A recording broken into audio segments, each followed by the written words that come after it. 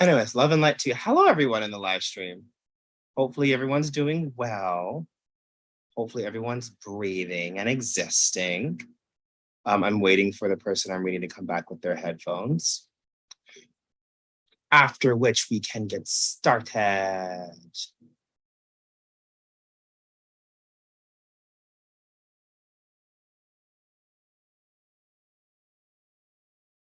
Also, everyone in the live stream. Anyways, love and light to you. Oh, God. Everyone in the live stream. Sorry, I just heard my voice. If you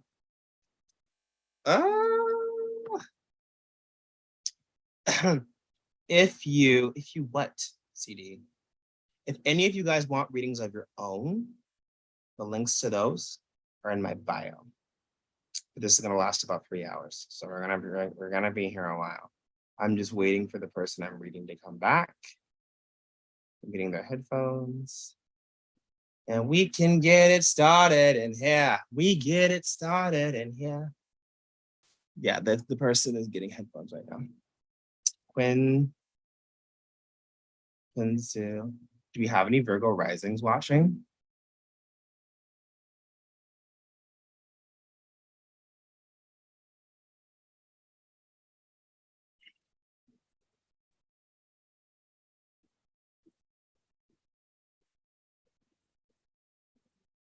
Virgo risings. Okay, we have a few. 2 times the Virgo.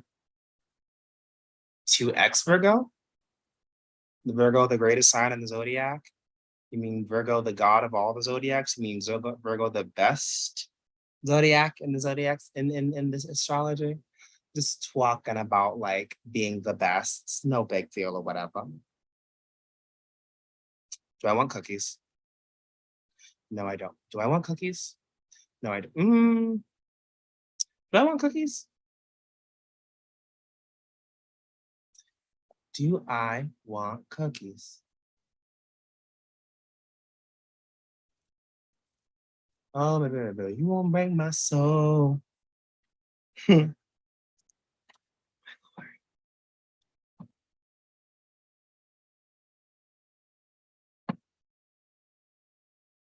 Right, right now.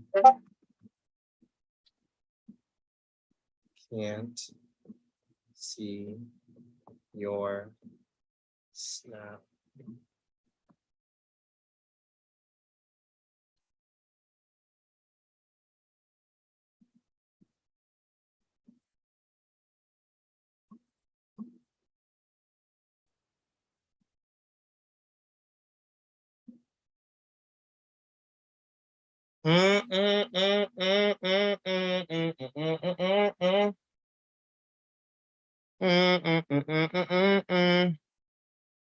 Oh God. Live right now. Can't talk on here.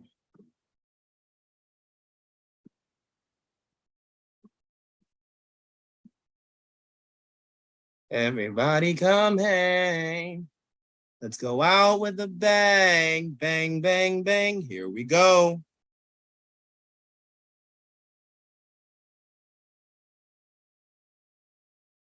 Virgo rising, Cancer sun, Scorpio moon. All right, if you're a Virgo rising, Cancer sun with a Scorpio moon. Wait, Virgo rising, Cancer sun, Scorpio. Wait, Cancer moon, Scorpios. Okay, I read it right.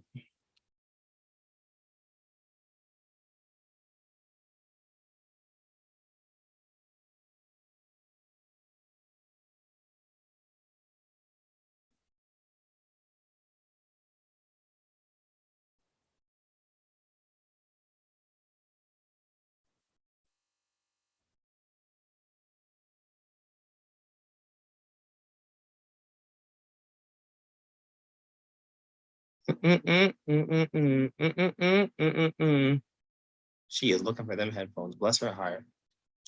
Virgo rising, Cancer sun. Virgo rising. So I would assume, what's your relationship with your mom, Cancer moon? Okay. Can you hear me? I'm back. Ah. Thou hast returned. Oh no. Yeah, sorry. Oh, let me get your chart pulled up. It's right here. And so wait, come back. Chart, where'd you go? Oh, there it is, right there. Okay. So if you look, my person is back, everyone. If you look, can you wait? Screen sharing has stopped. I stopped. Did I wait? Hold on. What am I doing? Wait. Hold. What the hell did I just do? Wait a minute. Hold on. Let me get your, what the hell just happened? Okay, hold on.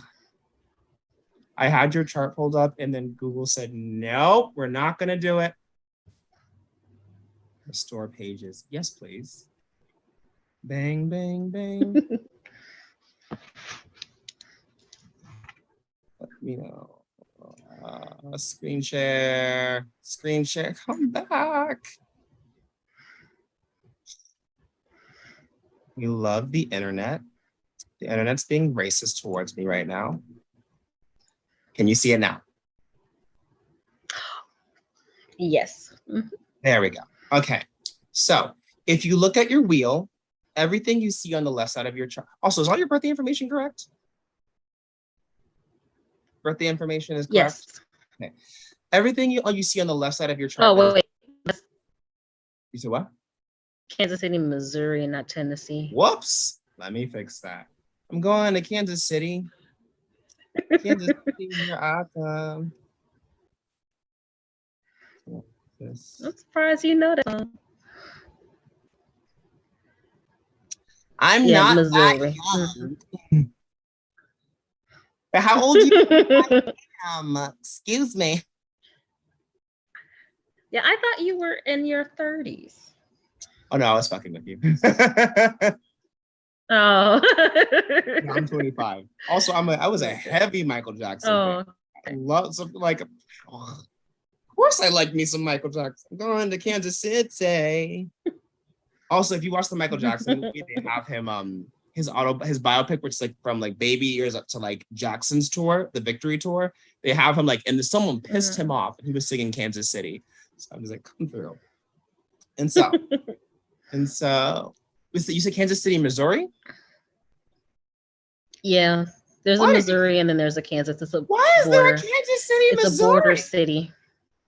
Why is there a Kansas? That makes no sense. I'm suing for damages. Hold on. Just like there's a St. Louis, Illinois, and a St. Louis, Missouri. St. Louis what? There's a St. Louis, Illinois, and a St. Louis, Missouri as well. That messes me up. All right. But so everything on the left side of the chart is dominant energy. Right side of the chart is submissive energy. Top half is extroverted. Bottom half is introverted. So if I were to say like diagnose your personality on a conscious level, it has you as an assertive introvert. And on a subconscious level, it has you as an assertive extrovert. So altogether, that makes you an introverted extrovert. Does that make sense? Oh, wow. Yes. Yeah. So it's like you're an extrovert with a social battery. Does that make sense? Yeah, it does. So if you look over here, also you read the chart counterclockwise. So everything in between the 1 and the 2, like that's the first house, 2 and 3 is second house, 3 and 4 is fourth house. All right, so counterclockwise the other. Okay. And so whatever sign is dominant in one house is submissive in the next. So up here where you see here, that's Gemini, right? Gemini is dominant in the 10th house. And over here in the 9th house, you have the 11th house, you have Cancer. Cancer is submissive in the 10th house, but it's dominant in the 11th house. Does that make sense? Yeah. Yeah, so Gemini's, and so you look over at Gemini. Gemini is in the 9th house, but it's submissive in the 9th house, but it's dominant in the 10th house. Make sense? Okay. Yeah. Yeah, and it just goes on. I'm following you. Yeah. And so the way your house works is you have house plus sign plus planet. So the planet is your personality trait. The house is, the planet is like what part of your personality. The house is the area of life, the life experience.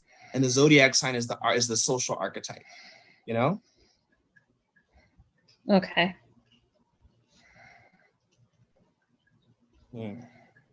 So you're Okay. I'm gonna just buy a reading. Did I miss something? Oh, even. So your rising sign over there where it says Virgo, this is Virgo right here. This is your first house. This is your house of self. It's your house of identity. It represents how you perceive the world and how the world perceives you.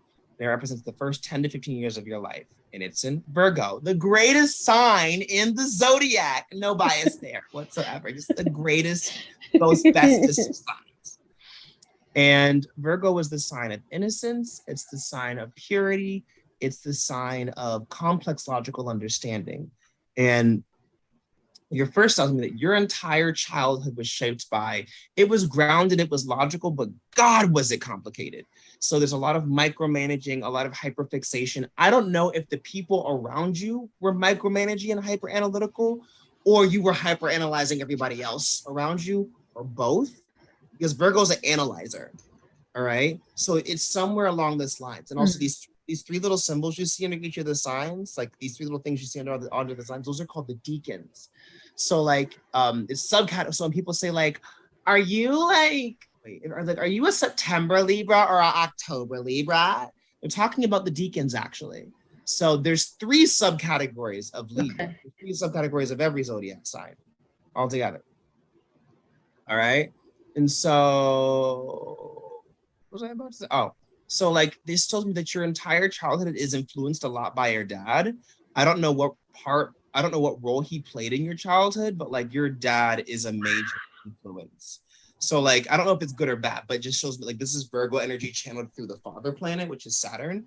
So this is like very restrictive. So there's a lot of bottling up of the emotions due to, I don't know if you felt like you were obligated to, or if dad was like, sit down and shut up, children are seen and not heard, or if he was just like an asshole.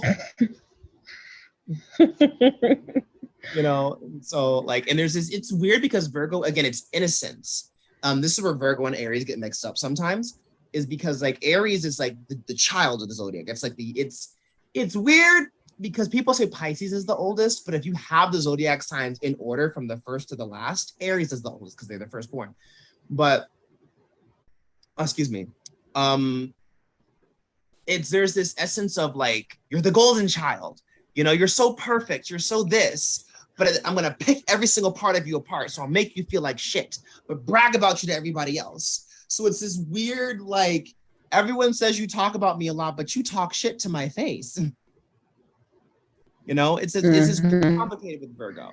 So how does that represent your childhood? Oh my God, that is stupid accurate. Like, my dad used to tell me all the time to be quiet because grown folks were talking. And so now I joke and I say that's why I can't shut up now, because when I was a child, I was not allowed to talk.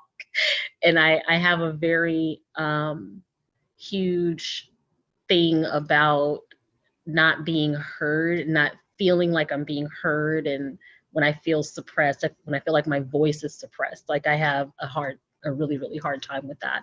So it's challenging in corporate work because of the whole authoritative figure kind of thing. Like if I can see something, I say something, but if I don't feel like you're listening, then I get really pissed really fast. As far as like the whole, you know, I'm talking about you to everybody, but then to your face, I'm talking shit. That was totally like the experience that I had with my mom, who is an Aries, but I had to like tell her when I was an adult, finally, I was like, you know, it would be great if you told me the great things instead of everybody else the great things. So yeah, my childhood was complicated, super complicated, in that we moved a lot. My parents were together, but not together. That was actually the next point I was going to Is point a out, mess.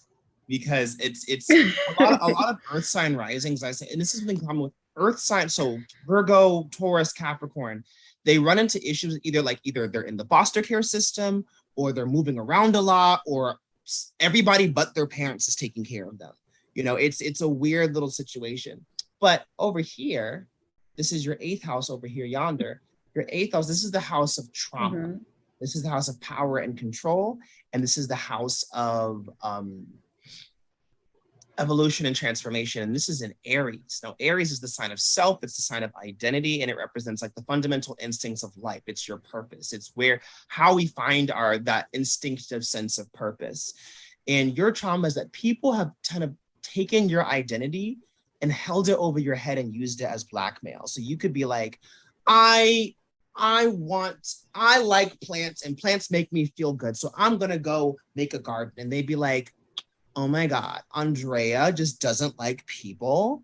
And Andrea likes plants more than she likes you. You know, and it's just like, they would find taking a reason to like weaponize things against you. Like, you know, when parents like, oh, but you care about that damn phone all the time, where it's just like, that's my main source of communication. Mhm. So you're shaming me for something that's actually a benefit to how I can communicate with you. So, or it's like if you like, I mean, actually, you're close to my sister's age. So like around that time would have been like, there's maybe like the early cell phones, or like, oh, you watch that TV so much, you know, or like, oh, you always on the phone talking to your Mhm. friends, you know, it's like you always on, it's like just stuff that Mhm. is your only way of doing things, and like being shamed for looking for ways to entertain yourself. Oh, you always want to go to the mall every Saturday, don't you? Where it's just like, I'm bored. I could be out here robbing banks. Yeah. You know, being shamed. Exactly. But this is also trauma around abandonment and attachment issues. And like, so this could be like emotional abandonment for most Black kids, because a lot of Black kids, their parents would like, I gave birth to you, so I can treat you any kind of way. You have to let me because I'm your parent, you know, but you could never really go to your parents for like depression, because they'd be like, oh, why are you depressed? You have a house and clothes. Mhm. But it's like, no, mom, it's because I'm like sad about the Exactly. world.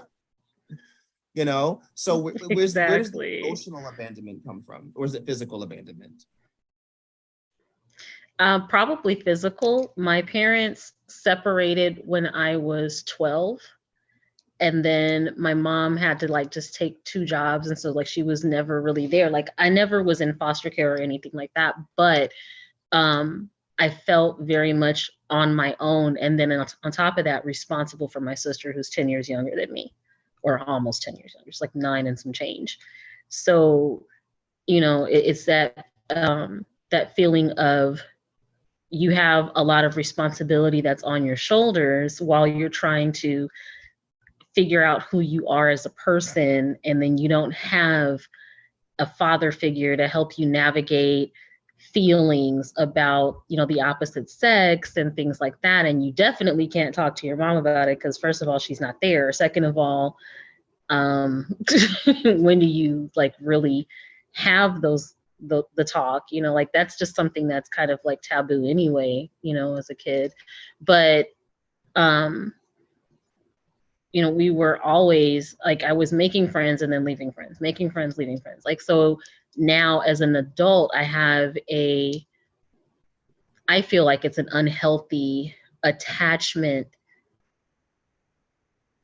habit I create with people I meet, that I connect with. If I meet you, I think you're cool people, then I'm gonna want to like keep you in my life forever, ever, ever, ever, ever, because of, you know, the many times that I had to say hi, goodbye, like as a kid. And it's just like, you know, you're always the new kid. I had a different school for every year of middle school, for half of all of my elementary school. Like every single year you're changing and you're the new kid, and it sucks. So like, yeah, there's a lot there. There's a lot there. Well, that makes sense. And now over here where you see Mars, Mars is the planet of like anger, aggression, passion, survival instincts. Ooh. And it's like, it's a lot of people will be like, that's your ego talking. It's not. It's actually like, it's that animalistic instinct to survive. And your Mars is in Cancer. So, and Cancer is the sign of the mother. Do I want cookies? So I'm also, just so you know, Yes, I want cookies. I'm very ADHD and I'm not on my meds. So I'm just like, I'm waiting for a refill right now. And I'm just like, I really want cookies right now. And with Mars in Cancer, this is the instincts and actions around family. but it's Mars is where we feel incredibly safe, but it's also where we feel the most unsafe. And for you, it's around family, but it's in your 11th house. The 11th house is the house of social circles and community. So this can be at family outings, at family gatherings. This could be when your friends and your family are meeting in one area, or just like a big family event with cousins and everything, or like going to church. It's just like you feel safe here, but terrified at the same time, you know? And it's like and when people have Cancer placements, it's always like there's this natural fear of, not even fear. You highly seek the approval of nurturing maternal figures, you know? But at the same time, you're very scared of the opinions of nurturing maternal figures. That makes sense. So it's like your mom, you could be like, I want my mom's approval so bad, but if your mom is like, I'm really disappointed in you, Andrea, it's like, stab in the chest, punch in the gut. Yeah. You know? And so like, where does this, are you the mom friend? When you were growing up, were you the mom friend, or like, were you the baby of the friend group? Or like big sister, auntie? Like, how is it with friend circles? I was the mom. I was the mom. I still am to an extent, like, and only because I feel like I historically like surrounded myself with people that were younger than me. So I was always like the oldest. Only in like the last maybe 10 years have I started seeking, like purposefully seeking friendships with people that are older than me. So I can like try to get out of that whole like, you know, no, wait, don't step in the hole. I see it. Don't you see it? Don't do that. You know, like kind of, you know, trying to like, you know, be maternal with people that I have no birth attachment to or blood attachment to. And so then like, where do your anger issues come from? And I ask this because like Cancer being representing fundamental emotions, they feel every single emotion one by one by one by one. All right. And so when a Cancer is angry, they are angry. That's all they feel. And I thought, because people think, oh, fire signs have the anger issues. No. When a water Cancer is angry, it is overwhelming. You know, and a lot of Cancer Marses I've read have been surprisingly intense.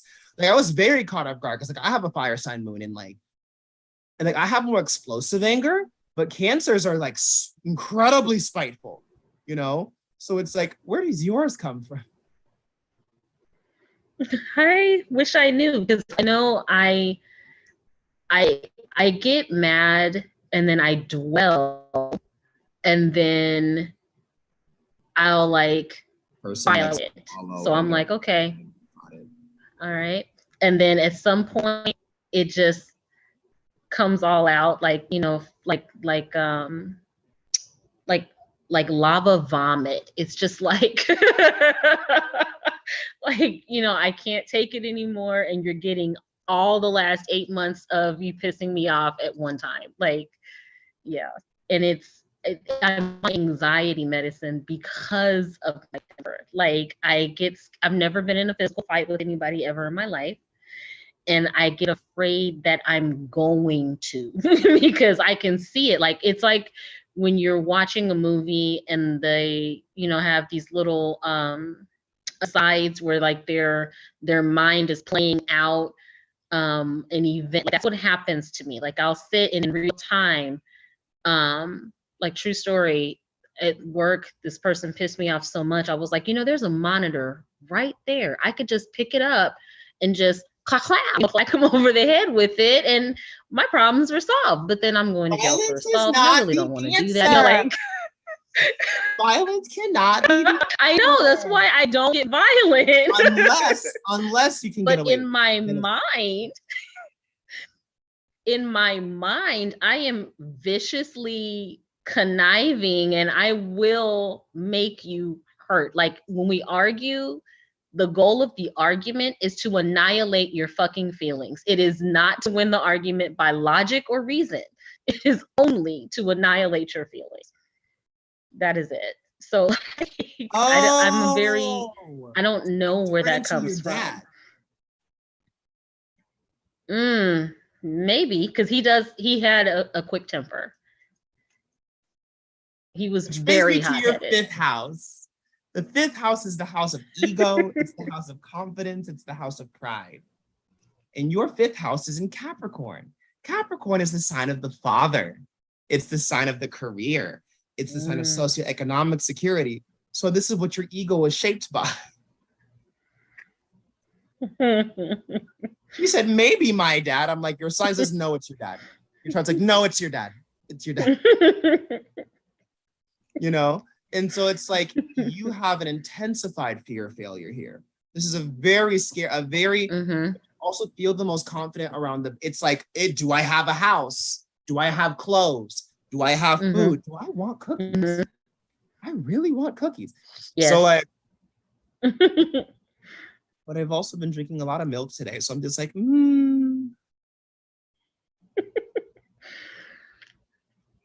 I want cookies. Okay, we're gonna get cookies as we talk about this. All right. Yeah, I was like, get the cookies. This is really irking me right now. I'm like, I want cookies. You want cookies and I want pie. So like, get cookies. I want popcorn. I'm gonna go on after we finish this, I'm gonna go on a long walk to burn off these cookies because I am a pig. So like, ow, my knees. And so, ow, my knees. Hello, joints. Speaking of which, how are your joints? Because Capricorn represents the bones. It represents the skeleton. Oh, honey. Let's just say turmeric is your friend, is your friend, is your friend. That's turmeric. Is that a medication? No, it's a herb, a spice, herb, whatever. But like you can take a supplement that is like I don't want to call it a super turmeric, but basically it's like a supplement that's primarily turmeric and a couple of other things, and it helps with inflammation and joints, and I have to have it every single day. No, that makes.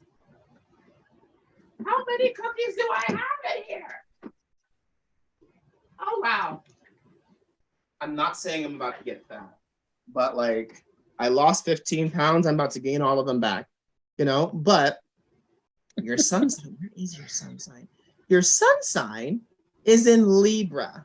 Also, fun fact, did you know that Libra is not the only sign known for being it? All the cardinal signs are incredibly indecisive. Cancer, Libra, Aries, Mercury, all of them are definitely indecisive. The reason people pick on Libra so much is because their indecisiveness is the easiest to notice. Like Libra is the sign of social fundamentals. It's the foundation of our relationships. It represents balance. It represents equality. It's diplomacy and mediation. It specifically represents one-on-one relationships.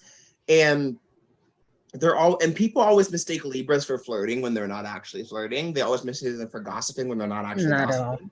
They're talking because air signs emote through conversation. They emote through conversation. They emote through talking it out. Because I remember a Libra associate of mine told me this one day. They was just like, CD, you cannot be listening to a word that I say, but as long as I can say what I feel out loud, it lets me know in my head, is this real? Is what I'm feeling real, or am I being stupid? You know, like saying it out loud. Where's my aluminum? Saying it out loud. Where is my aluminum foil? Makes the emotion real or not. All right, that's how it is for them. And so there's my foil. And so oftentimes it's like Libras can have a very hard time getting along with women or people of the same sex, because it's like when they're around a lot of women, Libra's like, I need balance. So if you're around a lot of women, you become more masculine energy. You become more tomboy to even out the scales. If you're around a bunch of men, you become more girly girl to even out the scale. Does that make sense? It does make sense. I'm like trying to think. You have more guy friends than girlfriends? Or well, not to be one phrase. When you were in high school and college, did you make a lot of guy friends very easily? Yes, I did. Damn. Because that's usually around the age where Libras are like vintage Libra. Where is my thingy majigger? Oh, there it is. I found my thingy majigger. And so, but this is also where that conflict with women comes from, because they're just like, Look at her. She's so slutty. Look at her. She's taking up, she's all over the boys. And she's like, I'm just talking. What are y'all talking about? That makes sense. It does. It does. I knew Also, like you know, all of your giggle is giving ever so slight Kamala Harris. I hope you know. Really? I would not have suspected that at all. Goodness. There's been a lot of good Kamala thing Harris. or a bad thing? I have no idea. Because she's just like, hi, I'm Kamala Harris. Okay. And Joe and I are winning the presidency. and I can't do her laugh. But you got it down. You got it down. You know? It's funny.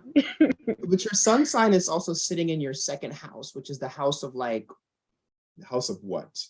Of money and income, which means on a material level, you value relationships like currency, you know? So it's like you losing friends is like you losing $1,000. Yes, it hurts. It physically hurts. Physically, it's like, no, why? I need answers. I need to know what happened to our friendship. Like I really do. I need closure, all that kind of stuff. It's so if people ghost you, you have really a breakdown. Serious. Man, do I ever, especially if I've known them for a long period of time. It just, oh my God. It would have been better to just shoot me. Oh, Lord. Bless your heart. Bless. Also, how does it feel being a Gen Xer?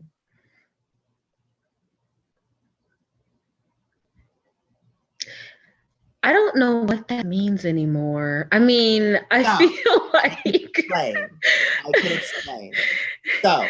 So according to astrology, Gen Xers is everybody who has their Pluto in Libra. So that's like 71 or 72 to like 80, November of 80. All right. And so you have a Pluto in Libra. Okay. And so Pluto was the trauma planet. And Libra's relationships. So it means trauma and relationships. These are the kids of divorced parents. These are the latchkey babies. These are the one night stand oops babies. The kids whose parents were never together. These are the kids who struggle with the concept of a balanced, equal relationship. Okay. Damn. Yeah. Okay. That makes sense. Okay. Yeah, that's hitting home. That is hitting home. Oh my God. Yeah. I thought it just meant I knew what songs they sang at the Super Bowl, but You said what? I said I thought it just meant I knew what songs they sang at the Super Bowl. Every black person knew that dang song. You know, I'm joking. The fun fact: people think Pluto and Libras, Pluto and Virgos are Gen Xers. They're actually not. Pluto and Virgos are actually, that's like 56 to like 71. They're not Gen X. They're boomers. Or boomers. Nope, they're not boomers either. They're a missing generation that never really, Pluto is not the strongest when it's in Virgo. It's not the strongest in that placement. And so that generation got split in half. So like the first half got pushed with the boomers, and the remaining half got pushed with the Xers, but they're technically their own separate generation. Some people are like, oh, Gen Xers keep getting forgotten. They're half right. The ones that they forget about aren't Gen Xers. You know, I also said that because someone in the live stream tried to say that they were a Gen Xer because they were a Pluto and Virgo. I'm like, no, you're not. No, you're not 29 degrees. It doesn't matter if you could have 29 degrees, my ass. You know? I just said that to be an asshole. That's funny. You know? Also, your fourth house represents like how you experienced your family. Okay. And Sagittarius, it's how you experienced your family, how you experienced your emotions, how you experienced your mother or whoever the nurturing parent was. Sagittarius is education, philosophy, wisdom, higher power, higher self. It's also traveling long distances. And like you said earlier, you experienced traveling, you traveled a lot, you know? And the thing about this is this says that your emotions were either centered around school, you either disassociating, daydreaming, going off in the la la land, or you were forced to like, your worth was how well you did in school and your college degrees that you got, or your emotions were laughed off a lot. Mommy, I'm depressed. I'm depressed. It's about my paycheck not coming in on like just like people like always making a joke out of your pain. Mm-hmm. Or people saying just the meanest, nastiest things and laughing it off like that's not supposed to hurt your feelings. Does that make sense? Yeah. So where does that show up in your life? Oh my God. Try being like one of 12 Black kids. Oh my God, that's my mom. She's one of 12. In a whole like 300 and something school of everybody else. I think the only population that was less than us were Asians. I think there might have been 2. But you know, even within ourselves, you know, the whole cracking jokes on each other and making jokes at each other's expense, even within the family dynamic, you know, the whole light skin versus dark skin thing comes up, and it's like there's a lot there for sure. That argument, I'm not gonna lie to you. Like I never realized, like I didn't see it at first, but I realized that light skins have a complex to them. Yeah, I totally do. I mean, but it's imposed. I mean, no matter which side of that spectrum you're on, it's rooted in making the other feel less than. And I don't know why we do that. I think, you know, if you're on the dark skin side of it, then you were trying to justify feeling equal and feeling as quote unquote pretty or beautiful or whatever. And then if you were on the light skin side of it, then you were trying to justify being accepted and being as Black and being as down for the cause and all that kind of shit. But I mean, I don't know. I just know really sad that I was a kid that listened to heavy metal. So sad. This morning I couldn't relate. This morning I was reading a client who was a Cancer, and she was talking about her son and his mental issues. And I was like, she's Black. I was like, is your son mixed? And she didn't tell me that. And she's like, yeah, he is. He's half Mexican. I'm just like, for some reason, I was just like, when she was talking to me about the issues he had, I was like, for some reason, my brain was just like, it's the only time a Black person acts out to like that, the extent to like psych ward levels is when it's like schizophrenia. Because our personalities have been so regulated that even if we have bipolar disorder, you know, we still have a certain level of hold it together, because we push our emotions down so deep, you know. But usually, like if this person is like a non-Black person, you're more prone to see the spiral, you know. Like Kanye is the most I've ever seen a Black person have a mental breakdown publicly, as a celebrity at least. Yeah. But that's just Kanye being Kanye West, you know. And so, like, where is your moon sign? Oh, your moon sign's back up here. You fight with yourself a lot. All right. Your moon sign is in Cancer as well. Do. And because Libra and Cancer are squared in their what CD? In their aspects to each other. All right, which essentially means it's like, because Libra is like, let's talk it out. And Cancer is like, no, I want to wallow. And Libra's like, but we need to talk. This is like, no, I'm sad, you know? And it's just this clash between logic and everything else. And so like when it comes to what I was gonna say, when it comes to your own energy, hold on. 1 second is where you can.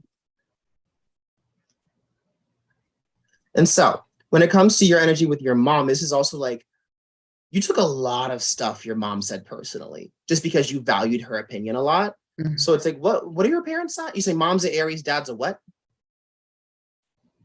Dad was a Taurus. That's an awkward relationship. Okay. So that's kind of, Me. you know, do you have a heavy emotional attachment to your friends? Mm-hmm. Because like this moon, Unhealthy, yeah. Because this moon, it tells me that you disassociate into your friendships sometime. Not entirely sure why, but you like escape. And it's a form of it's like that with that fourth house being in Sagittarius. Sagittarius is known for escapism. You really just escape into your friend circles, escape into is because in your friend circles, these are people who are like, let's talk about how we feel. Hold on. I have to put my cookies in the oven. Okay, 1 second. In your friend circles, it's like, let's talk about how we feel. Let's discuss our emotions, which is something you don't get to do with your own family. And so your friends kind of get it's called your chosen family. Boop, boop, Mm-hmm. be-doo. Boop, boop, be-doo. All right. Does that make sense? Yeah, it does. Yeah. And so, was your mother the kind of person who's just like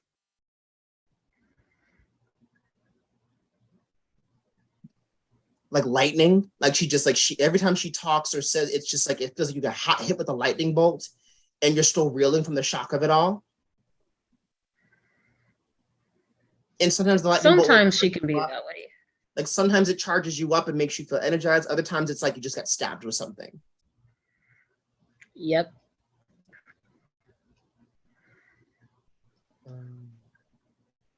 Why? Very much so. I don't know. I think, they raised me and my sister both like with the whole, fear your parents thing, which, I was less afraid of my father once he left, but while he was in the home, terrified.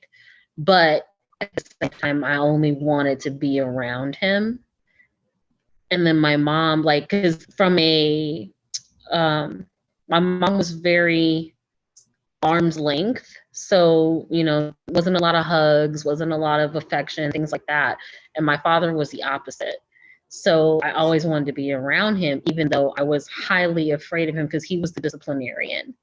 But then, once he left, my mom became dad. And then I felt for a while that she was just like really pissed off at me because I looked like him.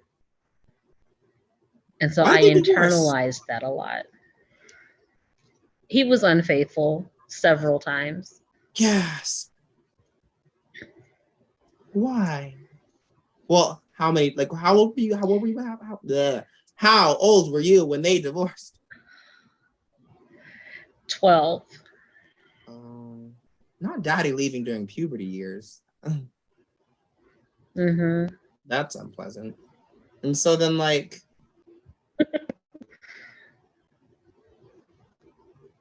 you don't trust yourself, do you?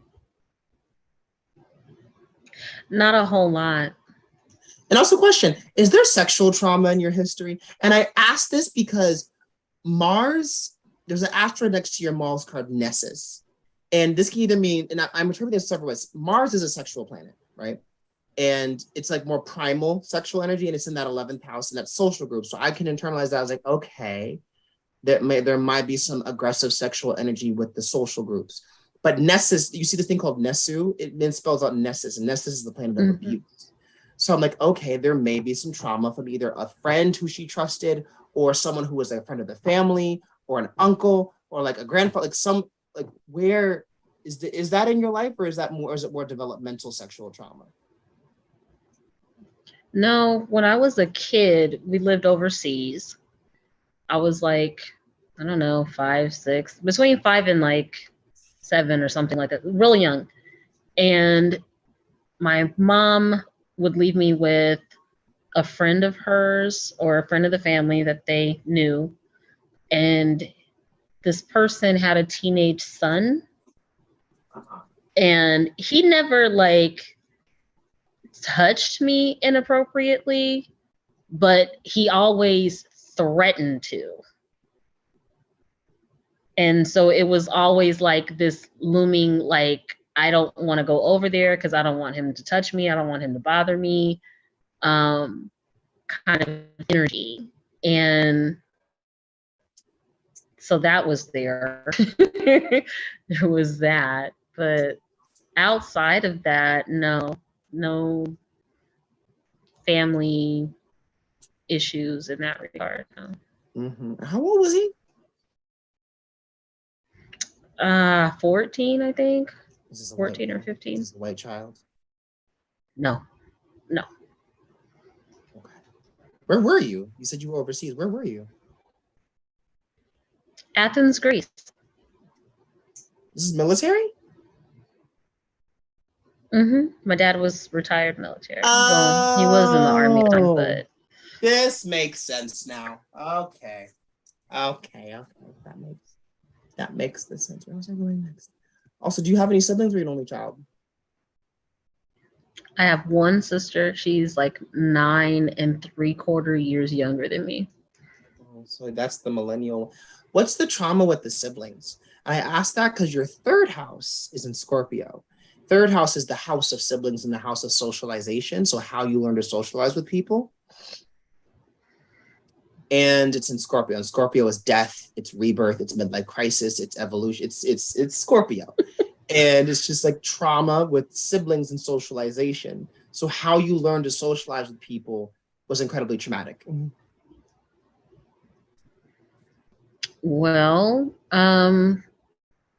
having to take her everywhere I went, from like when she was like 3 onward, having to, like, it got to the point where when I graduated high school, I was like, I'm done with this. This is not my child. I need to leave and figure out who I am and try to like make my own way in life. And it caused like a huge problem within the family. But just the age gap alone was just like difficult between she and I, because like we can't or couldn't. Now it's different because she's older, but at the time it was like incredibly hard to relate to her. Why did you have to take her everywhere? You don't like to say, because my mom was working or sleeping. So it's watch your sister, watch your sister, watch your sister. Like, and then you inadvertently become responsible for your sibling.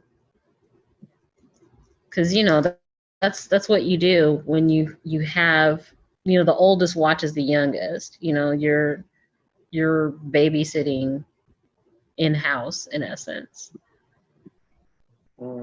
Understandable. So then, like, this is self-destructive. So then, like, what was I going to say? What was I about to say? Oh, so how did that affect how you made friends with people? I really didn't, because I couldn't really go anywhere. If I didn't take her, I couldn't go. And then having her limited where I could go. So, you know, the friends I had were friends from school, but I didn't really hang out with them. I had 1 or 2 like friends in the neighborhood that lived across the street, you know, growing up. Or, you know, when we would move, then you would make friends with the neighbors if they had, you know, if they were young enough or your age or whatever. But again, it's that whole, you're saying hello to say goodbye because you're going to move. And so that affects like how you try to form attachments with people, and you try ultimately, not to form attachments with people because you're going to move and you don't know if you're gonna see them, not see them, of course, you start off calling and then fades and all that kind of stuff. So, as a young adult, once I was out of the house, then it was just, okay, friends from work, and then you hang out, and then you go out and you go to happy hour, you go to the club, or you do whatever you want to do. But, I was more focused on making money than I was making connections. That makes sense. In my youth. And so what signs have you dated then? Oh God. I'm dating a okay, so you're Cancer dating right like now. You're dating a Cancer. Why? Right now. I didn't know he was when I decided to date him. It was one of those not the Cancers. Oh my God. It's kind of it's not complicated, but it's kind of smoothing itself out. Like, it was wrinkly and now it's smoothing itself out. It started off as a hookup and now we're just trying to see what's going on. Come on, Gen Xers. And how old is he? He's 47. He'll be 47 the 22nd of this month. Okay, so he's like a 72, maybe? 75. 75, okay. Yeah, he's only 2 years older than me. Yeah, oh my God, the Gen Xers are entering their 50s, you guys. Come on, middle age. Come on. No, that makes you feel better. I'm not there yet. The youngest Gen Z is, hold on, mathing.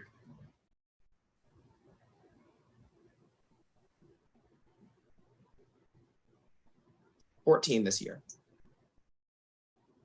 Oh, wow. So Gen Zs aren't even kids. All the Gen Zs are teenagers and up. All the Gen Zs are young adults.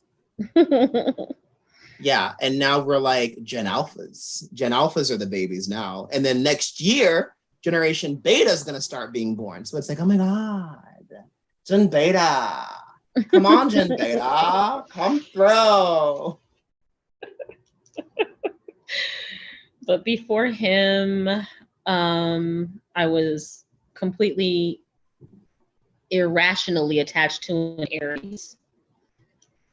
You were irrationally attached to your dad? Say what? That's cute. I can't say he was like my dad. I don't know. I don't know enough about him. That's why I call it an irrational attachment. I'll explain it to you like this. Aries and Libra are polar opposites. All right. And so polar opposite signs have this very unhealthy magnetic attraction to each other. So for example, you feel it specifically when you are around Pisces, Aries, and Capricorns. Okay. Because the opposite of Virgo is Pisces, opposite of Cancer is Capricorn, opposite of Libra is Aries. Okay. Yeah, which is why I hate Pisces men with a burning passion, because I'm a Virgo. Despise them, the burning passion. So for example, like Rihanna's a Pisces. You may be like, oh, Rihanna's so alluring. How does she do it like that? Wow. And then you might be like, Beyonce's fake to me, when it's actually the other way around. Not saying that Rihanna's fake, but Rihanna's alluring. Beyonce's Virgo, isn't she? Yeah, she's a Virgo, greatest sign in the zodiac, obviously, greatest sign in the zodiac, obviously. Why are we questioning this phenomenalness that is Beyonce? We can't question this, And so, because your 7th house, which is your house of relationships, is in Pisces. And Pisces is the sign of dreams, illusions, fantasies, spiritual and emotional healing and understanding, which means you date people delusionally. Do you have any kids? No. And I'm trying to hysterectomy within the next year. Understandable. No, it was really funny. Like my sister, we were like, okay, the family had come to the consensus that she wasn't going to have kids. We're like, okay, she's just not going to have kids. Right before COVID, hey, I'm pregnant. We're like, wait, what? You have a man? Wait, you have a man? Screw the pregnant part. You have a man? That's exactly what happens. It's like, wait, when did you even get a man? What happened? I was like, wait a minute, where's this man coming from? Who is he? Because like we don't like the baby, holla fucking Luya, but who's this man impregnating you? Hold on a minute. You know, and my sister's a Cancer and he's a Libra. But you know what's funny though? So she was asking. Get along? Huh? They get along? Did they get along? Oh no, she was asking me to look at her chart and see if I could find her real soulmate. She's like, I don't think he's my soulmate, C-Dave. I don't think he's the one. I'm just like, no, it'll click. I'm like, you guys have to work on like Cancer and Libra can only work if there's compromise because they don't have a natural compatibility. Their compatibility has to be created. It's not going to exist naturally. Yeah. You know, yeah. Well, I mean, it all started because we really enjoyed the sex. And it was just like, you know, we've been seeing each other pretty regularly for the past, how many weeks now? Maybe we should think about where this is going, if it's going anywhere, because just sex is not sustainable in our big age. Your ass too old and my ass too old. So maybe we should think about it. She said, we too old for this. You know, she said, we too old for this. But where is your Venus? Your Venus is in... Oh, your Venus is in Virgo, which means you bottle all your relations, all your emotions up and try to be as perfect as possible and have a whole identity crisis when it comes to your love life. You're correct. I do. And it's why I took a 10-year hiatus from dating after my ex. Like, what did this ex do? Because I went through that whole relationship. I went through that whole relationship listening to him tell me, you know, well, how come you don't get dressed up for me? How come you don't wear makeup? How come you don't do this? How come you don't do that? And so like when I busted him cheating, like literally, who the fuck is this bitch? Why is she here? And where are her clothes? Like cheating. What is then your ex sign? It's because I don't remember. When's his birthday? I genuinely don't remember. But I'll take that back. He was a Leo. He was a Leo. And I feel like all he did was create like a false reality. And it took me a long time to finally come to the realization that I was the side piece. Question. That's why I didn't see it coming. Were you the side piece the whole time? I believe I was.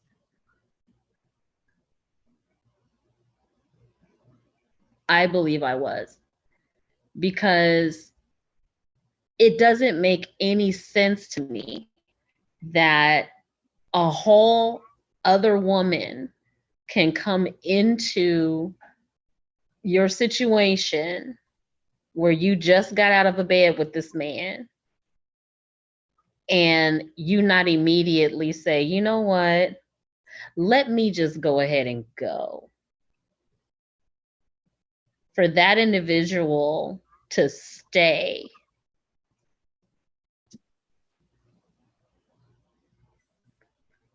She was the main player.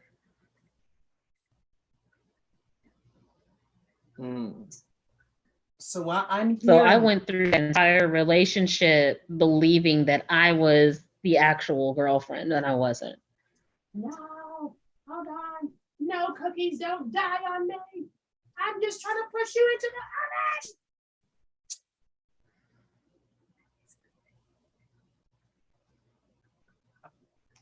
Sorry, my cookies were being suicidal.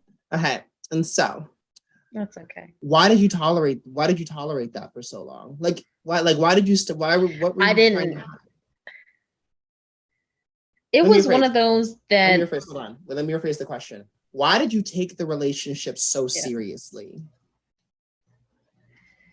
Because he pursued me for 18 months before we got together. Like I kept him at arm's length for 18 months. And then finally I'm like, fine, let's get together. And then it's 3 months of us being in a relationship, quote unquote.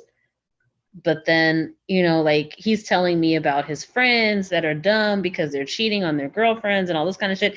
And I'm like, how is it you're the one guy in the bunch that's faithful? That doesn't make sense. Why are you hanging out with assholes on purpose? That doesn't make sense.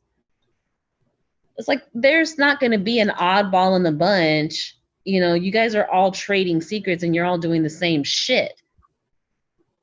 And it just took me I couldn't see it for what it was until after I was out of that situation.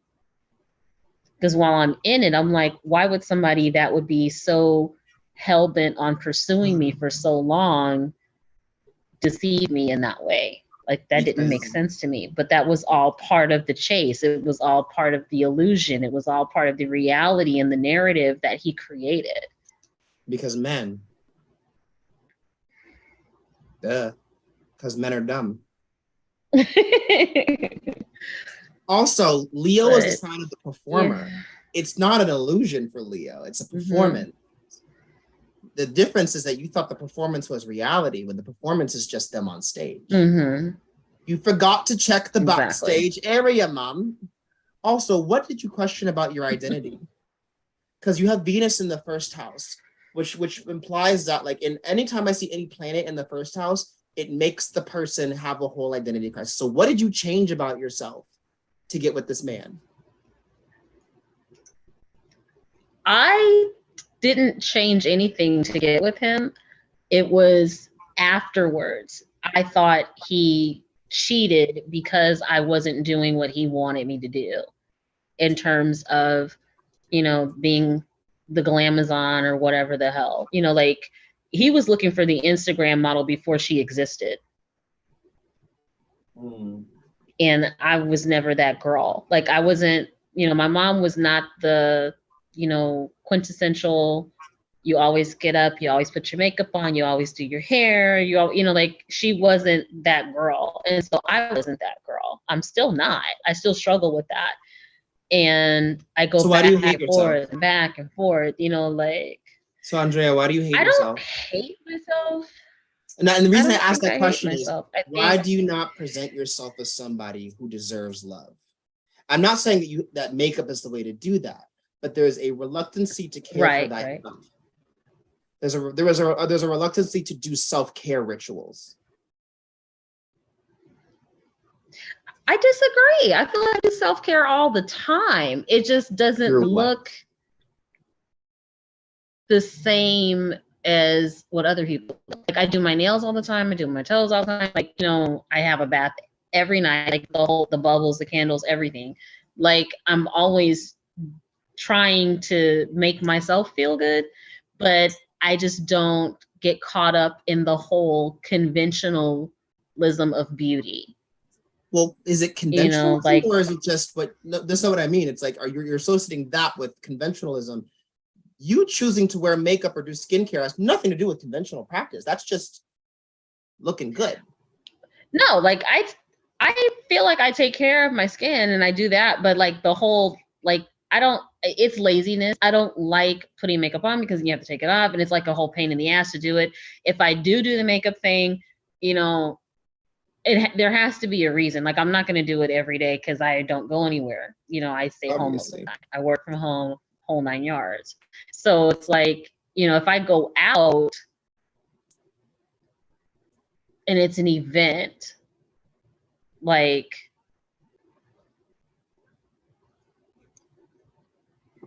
a first date, I'll do the makeup for the first date. Is the challenges you want a man to accept you as you are upon presentation, and the more he accepts you, then the more he accepts you, then he'll put on the show. Then you'll put on the more he's with you and he accepts you for who you are without it, then you'll put it on more. Then you'll put on the show. Then you'll do the Amazon. I have no problem doing the whole making myself up. I just don't want it to not be me, authentically myself, you know? You don't want it to not be you what? I want to remain authentic to me. Okay, and you associate And so makeup I don't want it with to be with not being who I am, you know, as far as like, okay. it wasn't, you know, because some girls are into it from, you know, a young age, and you just kind of evolve and you grow and you keep doing it. And some girls Also, aren't really question: into what do you it. define as glamazon? Oh, like always camera ready, No, 100% of the time, no not matter necessarily. where you No, are. That's how I associate that. now that's more the model. A glamazon is the strong, powerful woman that just so happens to have her makeup done right. Like a bodybuilder. Do you know WWE? Yeah. Mm-hmm. So China goes under the glamazon Yeah. category. Beth Phoenix was literally called the glamaz, like the muscular women who can glam up. Those are the glamazons. Like, or like the tall women. Like if she's either really muscular or really, really tall, or if she looks physically intimidating, you know, but she's glammed up. That's the glamazon. You know, like Michelle Obama tall. Okay. Michelle and Barack are both tall. Michelle is considered a glamazon. Mm-hmm. You know, Nikki Bella is not a glamazon. Nikki Bella is a doll. All right, they're dolls. That's completely different.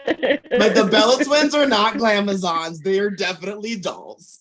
All right, they're more Barbie doll in their concept. You know, trust like absolutely not. I remember the Bella twins. No, you know, or like someone said Xena is a glamazon.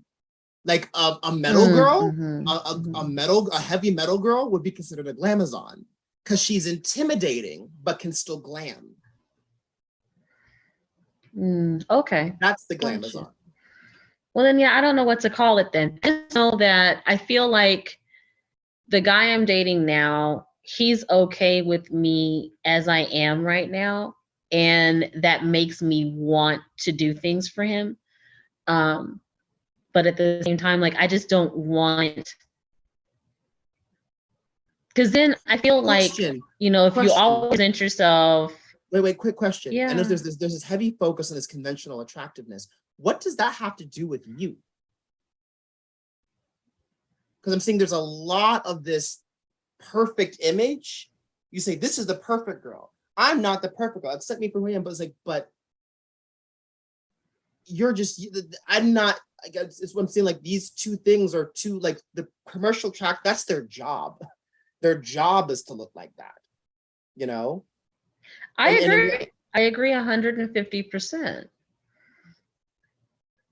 And also like, side tangent, you think WWE wrestlers can wear that amount of makeup and roll around on that mat all day? Like most of those women aren't wearing that much. They maybe wear some eyeliner and maybe like a smidget of foundation here and there, but the face is no. Maybe some lipstick. It's mainly like performance, like stunt people makeup that's supposed to stay on a certain. But most of those I get that. Yeah, like I get that. I just don't want it to be about that. I guess maybe I'm just carrying that trauma from him, from my ex. It sounds like me. So question. I think the thing about Leos that Leos are performers. It's like it's for them, it's not a fantasy, it's the part of the show. Like I'm a Leo Venus and a Leo Mars. Oh my god, my cookies are done. 1 second. Oh my god, my cookies are done. Yay. And so like I have a Leo Venus and a Leo Mars, right? So everything I do to a certain extent has a certain level of you know, but that existed before TikTok. Like if you ask my college friends, they were like, you called it, like this is before, they were like, CD, you always called everyone peasants. It's because they got on my fucking nerves. So I called them peasants. You know, that's not me putting on a show. It's like if you got on my nerves back in like my freshman year, I'm like, you fucking peasant, get away from me. You know? So TikTok, that was like find a priest, my catchphrase. That wasn't a catchphrase. That was me saying, leave me the fuck alone. and stop looking to me to be a voodoo encyclopedia, because I'm not a priest. That's not my job, you know? Mm-hmm. You know, so the facade around me is taken from normal aspects of my personality that got glammed, you know? And again, also the thing about that Leo is like, Leo is a performer. Leo is an entertainer. So for him, he's like, I will put on a show for you because you're my partner, but you're not doing it for me. And I'm really confused because the Leo mindset is they're all about loyalty. Whatever they give to you, they expect the same in return because that's their mindset. So to him, he's glamming it up. He's putting on a show. He's giving you the illusion and the reality, but you didn't give it in return. Mm-hmm. And so it's not necessarily like I'm trying to create a fantasy. It's I can take this fantasy and I can make it reality. And it's still, I can take something that feels so unreal and make it real. That's the Leo mindset. Also, they're just dramatic. That's just them. Like for them, it's not a show, that is them. They are the performance. They walk in the room, applaud me right now. I just entered. That's the Leo mindset. That's just how Leos are. All right. Like I had to explain to the lady earlier. I was like, your husband is not being melodramatic. He's a Leo. That's literally he's just being how they him. express their emotions. Like it's not he's choosing to amp it up. That's his baseline normal way of expressing emotion. That's how they do it. That's the regular for him. It's like, yes, like for someone who's for you, this might be, oh, he's doing too much. That's not him, that's the regular. You know? But also, here's the other thing. Oh, I'll explain that later in the chart. Because like I'll explain that later. No, I'll explain that now. Like you're worried about this performance. Your Saturn's in Leo, which means the one thing you should have the most discipline and control over is the glam, is the performance. That should be the one thing you've mastered.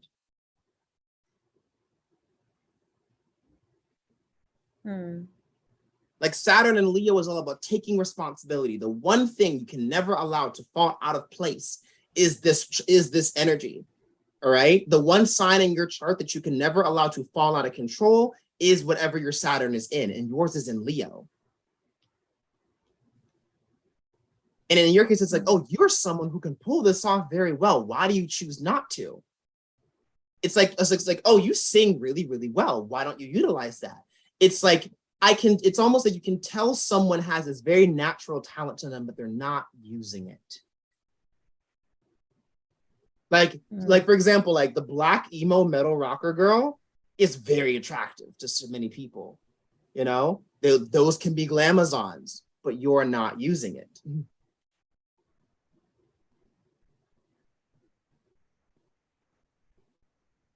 know what I mean? I do. I get you. Yeah. The issue is not that you don't look conventionally attractive.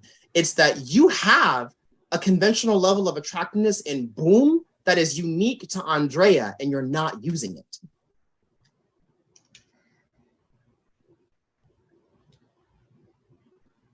Does that make sense? It does make sense. Yeah. And also, why are you trying to humble yourself so much? That's what I said. Like, that's why I asked earlier. Let me clarify. That's why I asked earlier, why do you hate yourself? Because like there's an intense need. You're trying to humble yourself and put yourself down. And trying to not I struggle with not being, I feel like I'm self-centered and I don't want to be that way. Conversations that I have with my sister end up, or at least they used to end up being this very, you think it's all about you. It's all about you. Like the whole, even when I confided in her to tell her, hey, I think I'm about to have a kid. Like, I think I'm going to go through the process, get a donor and have a kid by myself. And she's like, are you really ready to have your life not be about you? It's like, so I struggle with. I can answer that question. Not The issue is you never had a chance to make it about you because you were always focused on somebody else. And it was something that Leo was like, because remember, Leo was the sign of pride. Leo is literally the sign of self-love. Why aren't you loving yourself? Why aren't you putting yourself up there? Because you know how us Black people are during certain events, like during prom. Oh my God. Like all of my prom photos, I had this horrible bitch face because my mom would not leave me alone, just clicking all that camera in my face the whole time. I could not enjoy my look because she would not go away. You know? And so it's like the Leo was saying, why aren't you glamming yourself up more? Not because I want that, because it's something that you should do for yourself and you're not doing it for yourself. Like you should do it for yourself without him having to ask for it. Because it's not because, not because it's for him, because you just want it to. Oop. Yeah, you're right. I'm not saying he should have cheated. It's your fault he cheated because cheaters are cheaters, period. But what I'm saying is I have no, it's not my fault he cheated at all. It's totally not. It took me a while to accept that as well. But you know, I had to get to a point where I was like, no, he cheated because it was in him to do it. But I will say this. He's Leos like confident people. And it really is weird when someone who never really got a chance to do things for themselves gets told, like your sister says you're selfish because you were always trying to get away from her.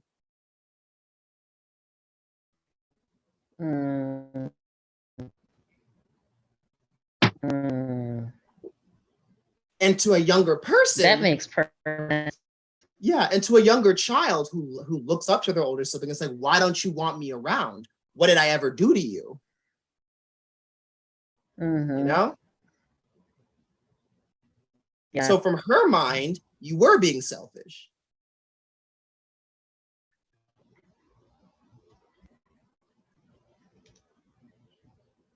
Is it all making more sense now?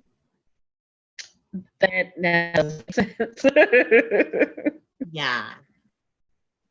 And so I was like, I'm not saying that Leo was correct, but it's like, your sister, are you really aware? Are you really ready to not have things about you? That Leo could see that it's like, why don't you make it about you? And I'm not saying you should have listened to your Leo, but you should have listened to your Leo.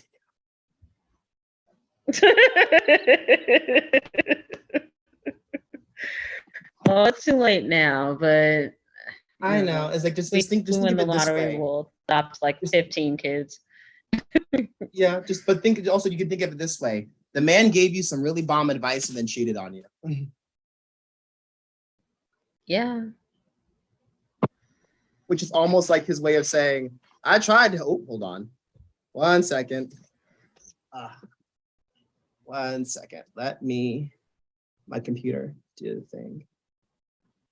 So if you really think about it, it's almost like he's saying like, how do I explain this? I tried to help you and you didn't listen. And now all this shit's happening. I tried to warn you. And even if this is a weird explanation, but in a weird, twisted way, I kind of think that was his way of warning you he was going to cheat on you. Yeah, I don't think it was him consciously doing it. I don't think that was his way of consciously doing it, but it's like you are showing a lack of confidence and a lack of self-pride, and it is turning me off.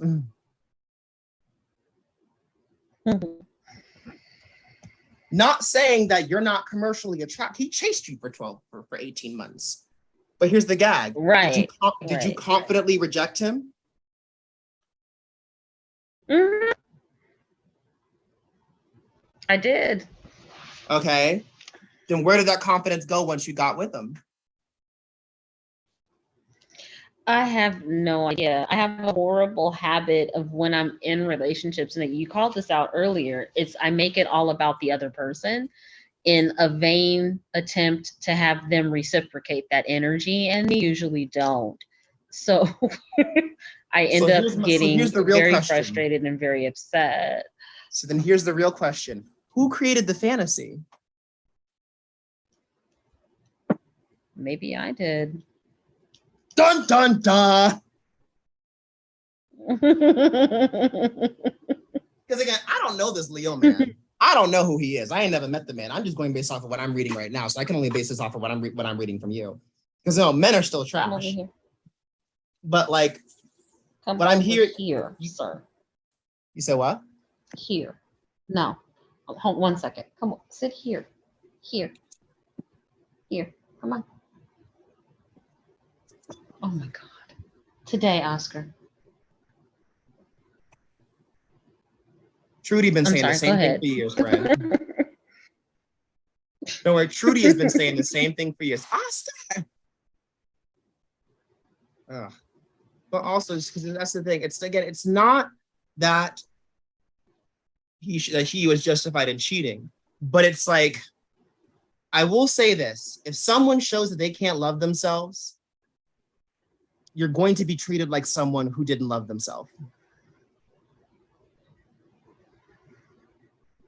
If you can't carry yourself like someone who deserves love, then you will be treated like someone who doesn't deserve love. Once again, not saying it's your fault. Because a cheater is a cheater. Mm-hmm. And I have cookies. And I'm in a good mood. But you centered, think about it, you centered too much of your relationship around what you didn't want to be for your partner. When your partner was like, I want you to be confident in yourself. And you're like, no, I don't want to be conventionally attractive. If conventional attractiveness is confidence, then aren't we all conventionally attractive? Like, do you know how many men want Lizzo? Yeah, deep down. Yeah.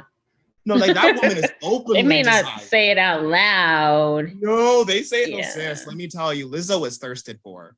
Lizzo is thirsted for. And it's funny because some people are like, oh, she's fat. The woman is vegan. All she eats is plants.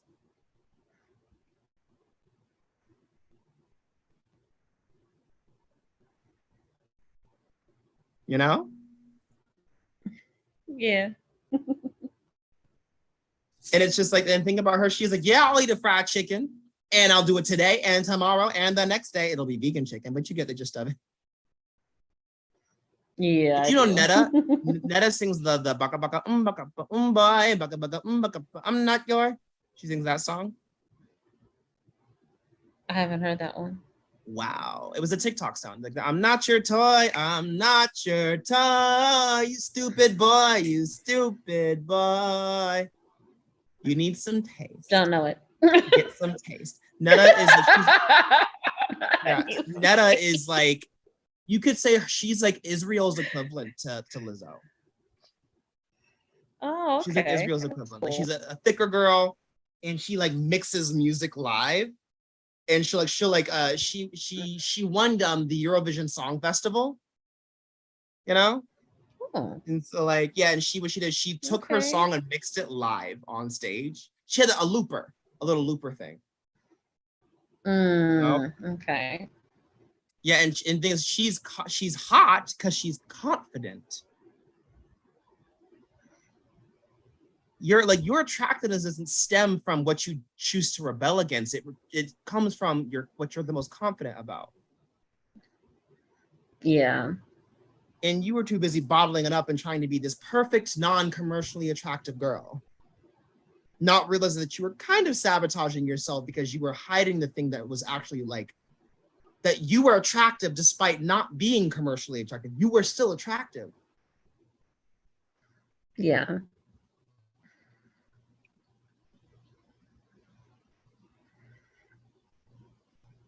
You understand what I mean? I do. I get it. And so like your ninth house,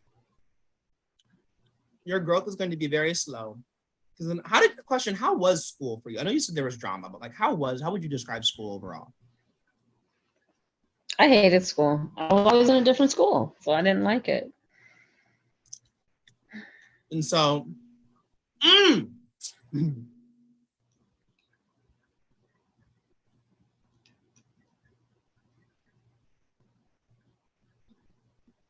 You don't get comfortable with yourself unless someone does it before you or for you. It takes someone else to be comfortable with you for you to be comfortable with you. Like you're comfortable with you. You're right about that. But you're not truly comfortable with you until someone else is. Yeah, you're right. You're right about that. Because your entire childhood, you were policed by your parents, mind you. Like I'm the kid of Leo parent. I mean not Leo, of drill sergeant military parents. My mom was higher ranked than my dad, right? And then when they retired, they became contractors, so they were still teaching and training soldiers. Like my mom's finally retiring. Thank God. So frustrating. And she's about 65. How old is my mom, damn it? Well,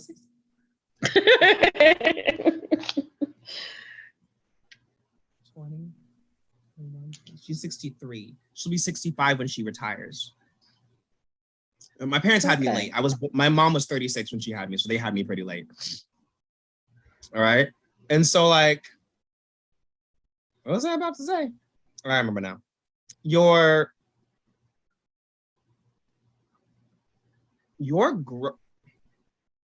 have no sentimental value for yourself. As in like, where's the pictures of you in Metal Rock Glamazon mode?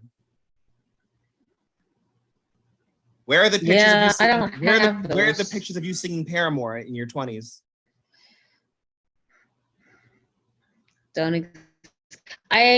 As a kid, you know, like other parents would get the school pictures and stuff every year. My mom didn't do that shit.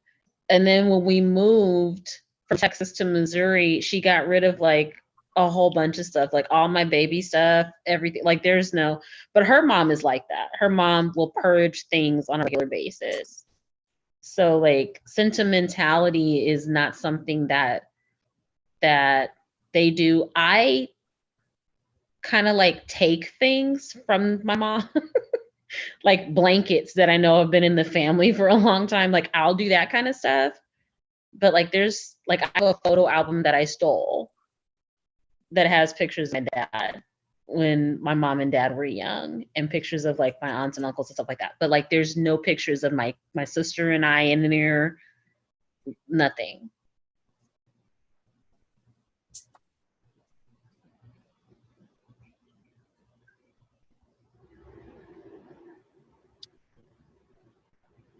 I'm gonna put something you're not gonna like. Okay. You spent that 10-year-long relationship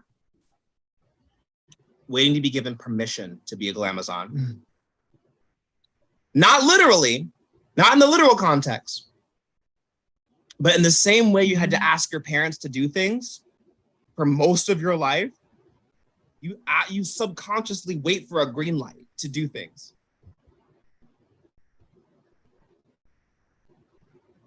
Mm-hmm.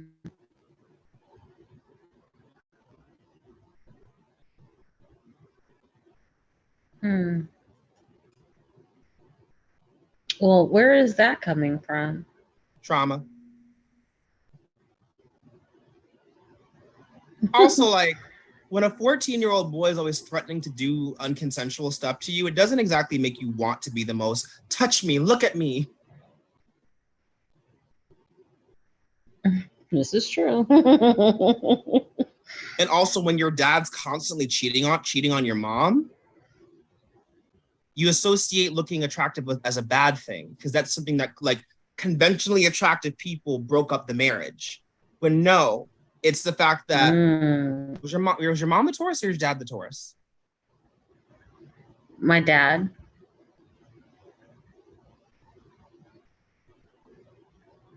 Did he get remarried and have kids? Oh, he got married 4 times. And divorced 4 times after that. He didn't have any other children that I know of. But all of his subsequent wives did have their own children. He was looking for substance.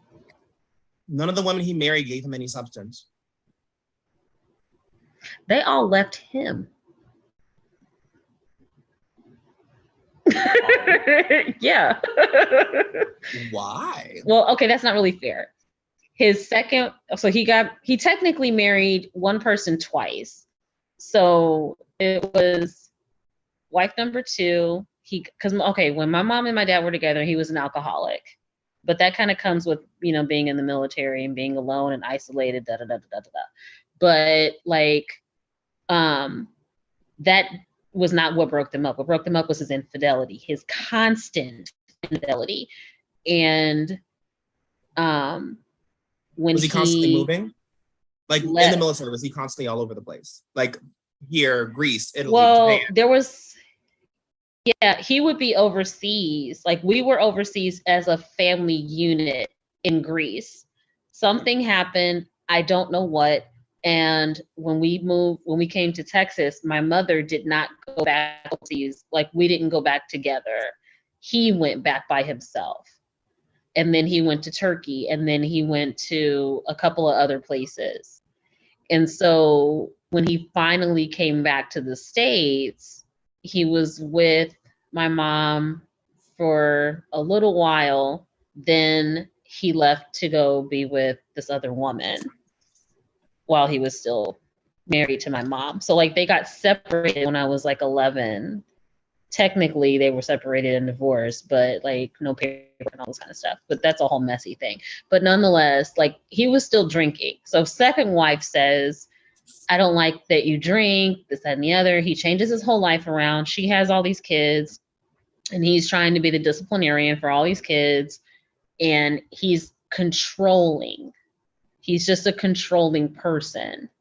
Yeah, he got very, very, very spiritual. So he traded alcoholism for Christianity. Oh, God bless his heart. So this goes back to what I was saying earlier. Yeah. This is a Taurus man thing. Taurus represents vanity without substance. They represent prosperity. If Taurus is the fruits of labor, Scorpio was the labor. But it's almost like, imagine being given a trophy and you didn't do anything. And you spend your whole life looking for why did I deserve this trophy? Your dad's main issue was that he lacked substance in his life. Alcohol made him feel things. Christianity made him feel things. All right.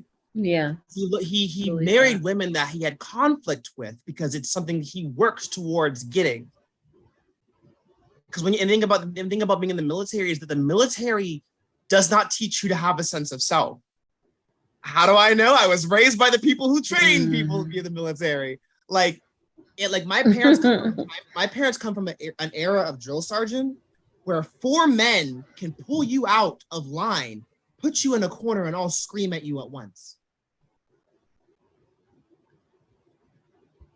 Nowadays, they have a little card to make them leave you alone. But back in the day, they didn't have that. Mm-hmm. They could insult. They could call you the R word, insult your mama, your daddy, your grandma, and couldn't do nothing about it. Mm-hmm. There was a point in time where everyone had to stand in line. You had X amount of minutes with your family on the phone. You had to get out. You had to be like, "Mom, mother, I must go now." Bam, get out. Mm-hmm. You know those scenes? Those are real scenes. Those movies where all the men are standing in line and they can't move till their family finds them. That's real. That is very real. Mm. The military does not teach you to have an ego. It doesn't.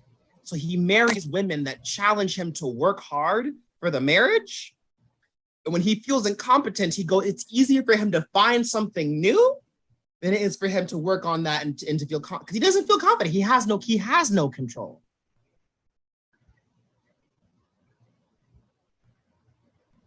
The only thing of all these marriages that is a product of him is you.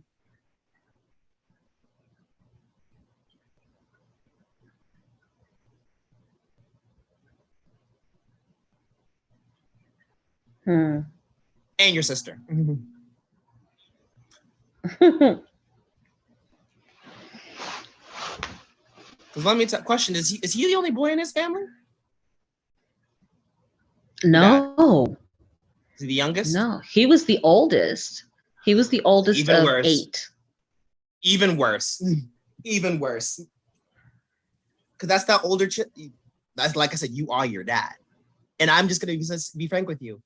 If your dad had a boy, he would have straightened up.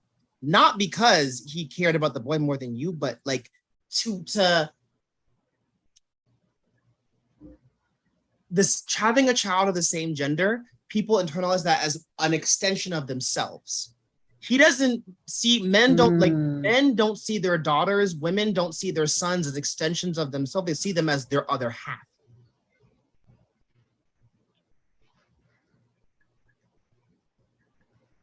You know, even daddy's girls and mama's boys, as similar as they are, it's their like me and my mom. Me and my dad and my sister are the same person, even though that's my sister's not technically his biological daughter. My sister, they're both loud. They both shoot their emotions everywhere. They're both loud. Did I mention loud? You know, me and my mom, we sit in the corner and judge everyone. We sit in the corner and judge everyone. Everyone, let me tell you. Like, and we're both Virgos because it's Cancer, Cancer, Virgo, Virgo. Oh, my nephew's a Libra and his dad is a Libra. You know? And so, like, that's the thing with your dad. But your mom's an Aries. So your mom was in survival mode half the time. And also she essentially was abandoned by your dad. Yep. Like your dad's trying to find You're himself. Absolutely right. Your dad's trying to find himself. Your mom's trying to feel safe. And you are not finding yourself, because finding yourself means becoming the very thing that your dad left your mom for. A confident woman. And not that your mom wasn't confident, she was focused on surviving. She had 2 kids. Yeah. See, this is why I get paid. Yes, it is. That's deep. And eerily accurate. Man. Disclaimer, I do have a degree in sociology, so like there is some behavior science behind the stuff that I'm analyzing. And also, like your Jupiter is your planet of like expansion and growth. And it's in Cancer, which means, and I'm not saying you should have kids, but your biggest good luck charm is family. I want kids, but I didn't want them until like last year. Why? I don't know. Like I went this whole time like, nope, nope, nope. You know, like forget that. I want my freedom. I want to travel. I want to ball out. Like, and now I'm like, I want a kid. I don't know. And like, I feel like it's too late now. And, you know, this whole Roe versus Wade thing is just opening up a whole nother can of worms. I don't even want to talk about that shit. But like, you know why you want a kid? Because you want a kid, not because you're being told to have one. Yeah. You know? And I say, be careful, because the first time you do something for yourself shouldn't be having a kid.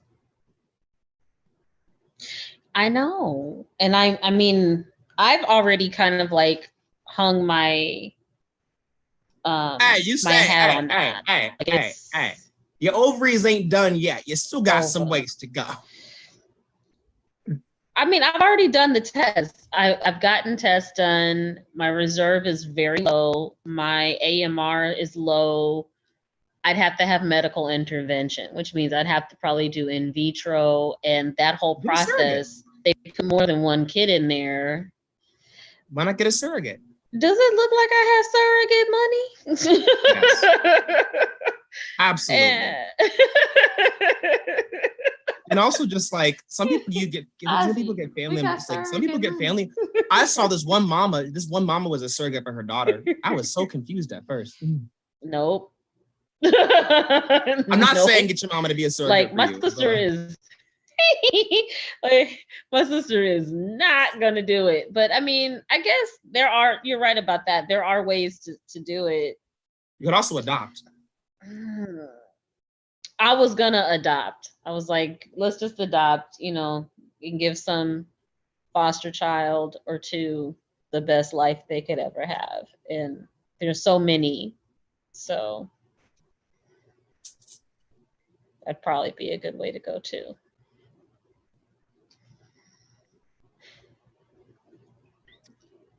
It's like Jupiter and Cancer, like your good luck charm is family. But you shouldn't be waiting for permission to be yourself. Like before you sign those adoption papers,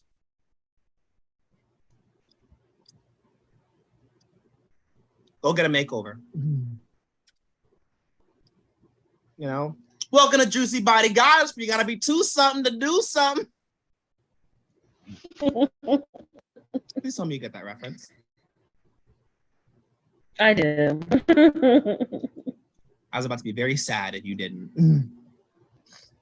You know? No, because I was on their page and there's this one girl, this is a girl that she was just modeling clothes. And I was just like, ma'am, stop it.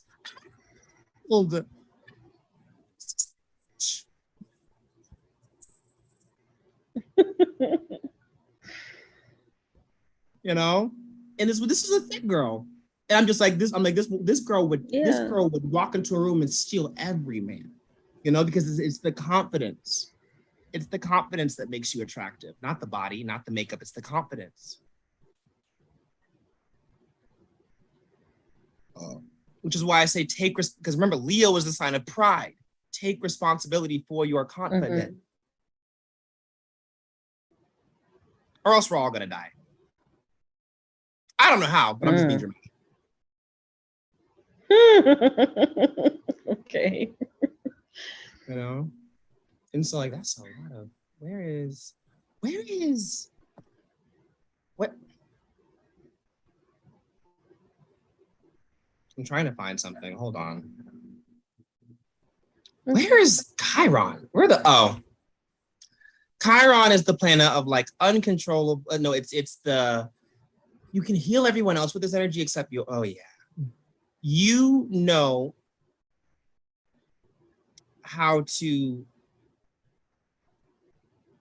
make everyone else feel like they've busted their ass to get their achievements and they've worked hard and they deserve to be rewarded and get all these trophies, but you can't do that for yourself.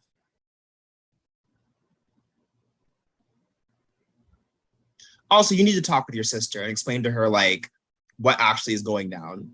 Like have an actual conversation with her that it's not that you didn't love her or care for her. You were trying to find yourself and you couldn't do that while having to make sure she didn't die. Right. And it's just, and your sister may respond, well, you could have done this. It's like, it's not that I could have, but again, you were also a kid and your mama just tossed your sister to you to be responsible for it. Yeah. And plus, like psychologically, when you have to carry your sister around all the time, it doesn't teach the older sibling to associate their own happiness with themselves. I mean, there's a reason. Have you seen Encanto? Yes, I have. Oh, hey. And people always thought that Luisa's song was the older sister. I was like, no. Though people don't understand is like Isabella's song being "What Else Can I Do?" is because the youngest daughter wants to be involved with the family. The middle child is basically a tool for the family. The oldest wants to be something else besides a tool for the family. Mm-hmm. Like the middle one doesn't mind being a tool. She just wants a break. The oldest is tired of being a tool. Yeah. You know? Yeah. She was done. Also, the load is heavy. Also, did you see the cosplays I did? No. Oh, guess what Encanto character I cosplayed? Luisa? No.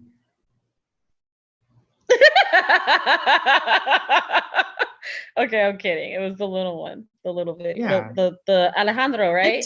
No, Antonio. Oh, No, okay. I, You know what I meant.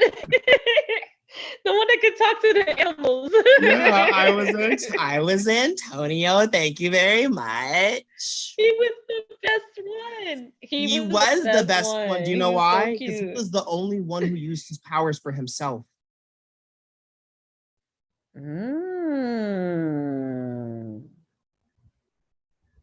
Now you're gonna make me watch it again. Think about it. Who did he use his powers for? He used his powers to help his cousin out with Bruno.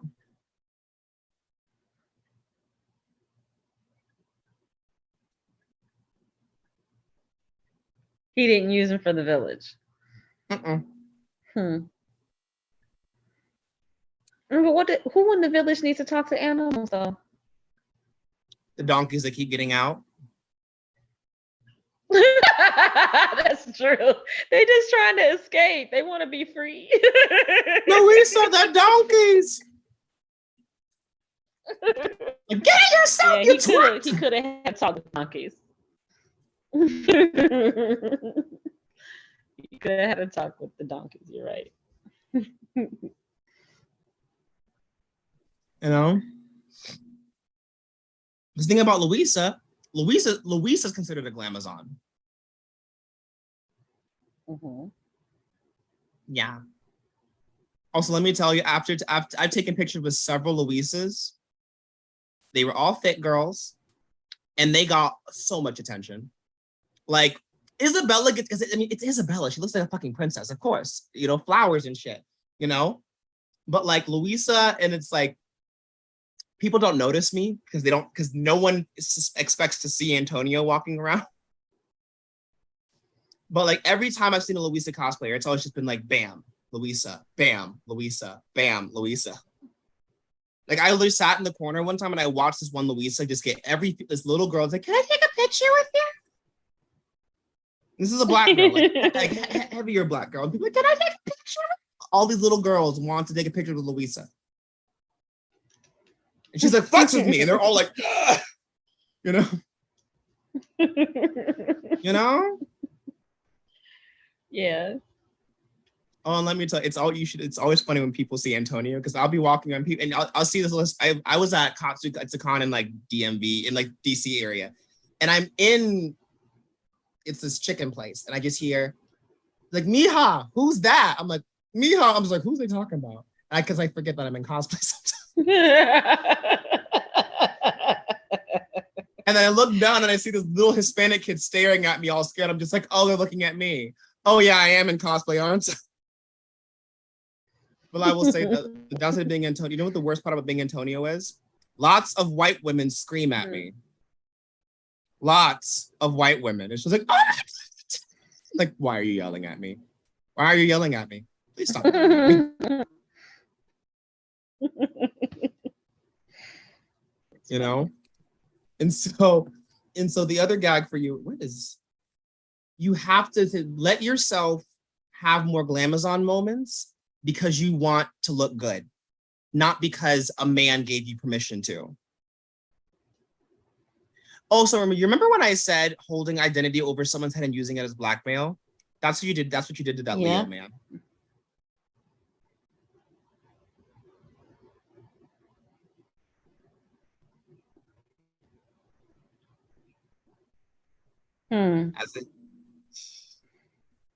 Not openly, but you're like, I would have done it if he had just blankety blank blank. Just like, he's just like, but why don't you just make yourself look good?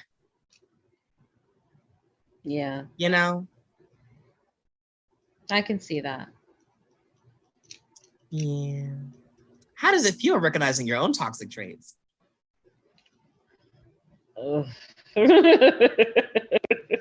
Especially when they're not the ones you thought they were. Exactly.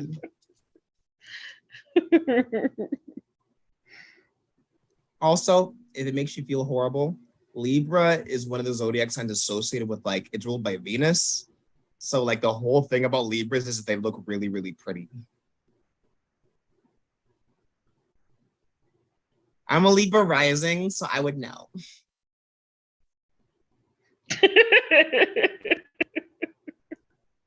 To give you an idea, like Libra risings have all been like Beyonce's a Libra rising, Doja Cat's a Libra rising, JFK was a Libra rising. Okay.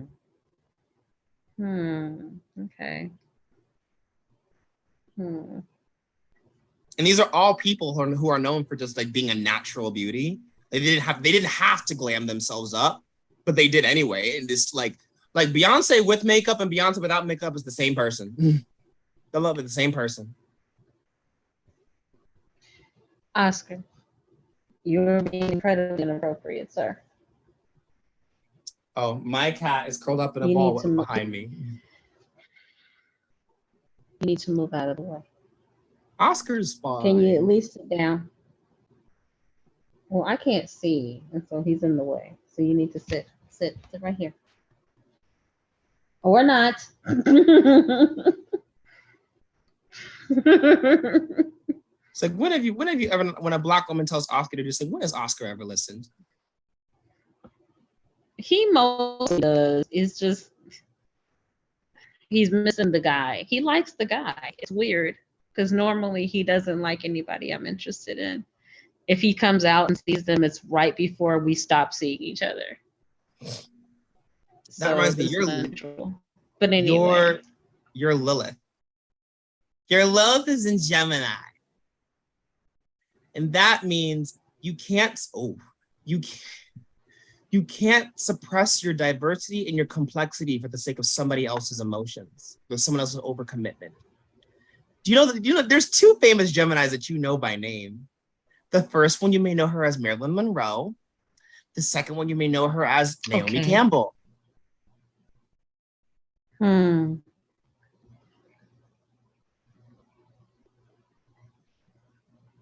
And you can't suppress your diversity. You can't suppress your versatility. You can't suppress your complexity for the sake of somebody else's overcommitment.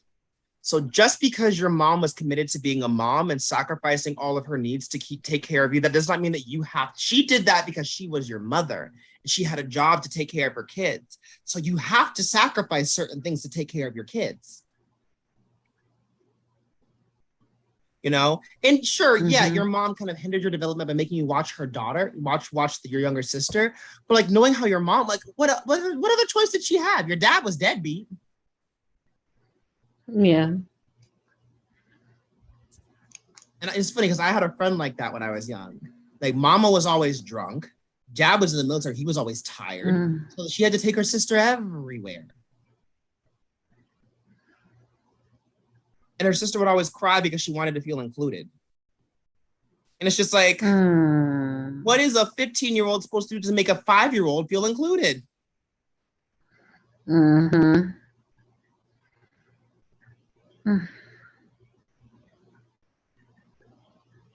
Yeah, that friend has all her teeth missing now, but I digress. She didn't make good decisions in life. Yeah, she didn't make good. Yeah, and she has a crazy toxic ex who's a Virgo. I'm like, oh, you fell in love with a Virgo? I wonder who set that standard for you. Not me, because I wasn't a toxic friend. Wow. That's what happens when you chase after delusions. Because I'm an objectively nice Virgo. I can be toxic at times, but if I'm being toxic, I know I'm being toxic and I'm choosing to be toxic. There's a difference. Like my current boyfriend, when we first met, he's like, CD, I told you that I'm not vulnerable with people because they take my boundary, they take my and they use it against me. And that's what you did. I was like, no, that's not what I did. I was just telling you about yourself. You told me about your abusive mom and brother, and then I proceeded to tell you that you were acting just like them. That's not me using your traumas against you. I'm making an astute observation about your toxic actions. There is a difference. And I said it just like this too. I said it just like this. I was so sad. Power I got from that. And it's like, and guess what? Something, guess what? I'll do it again. And I will do it again. Like, I most certainly will do it again.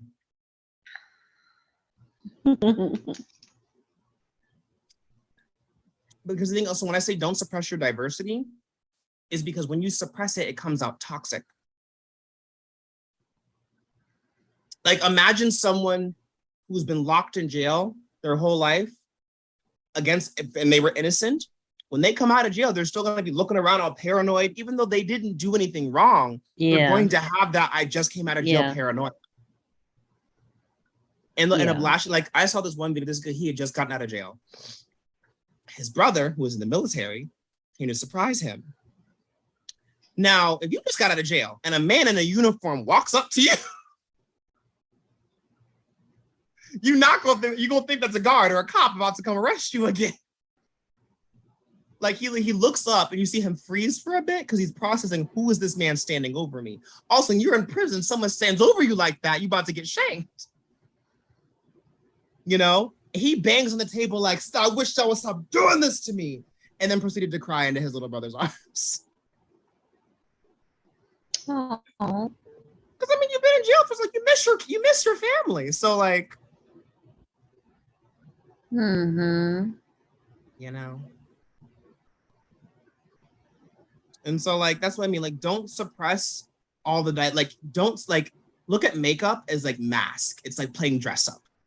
Don't suppress your fun because some man, just because the men in your life don't know how to commit.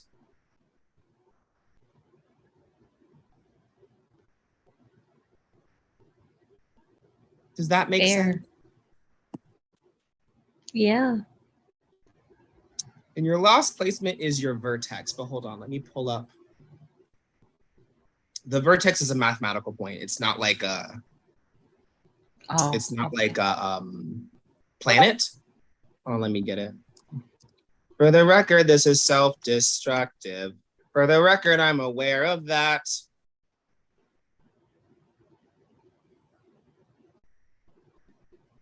Hold on, let me. For the record.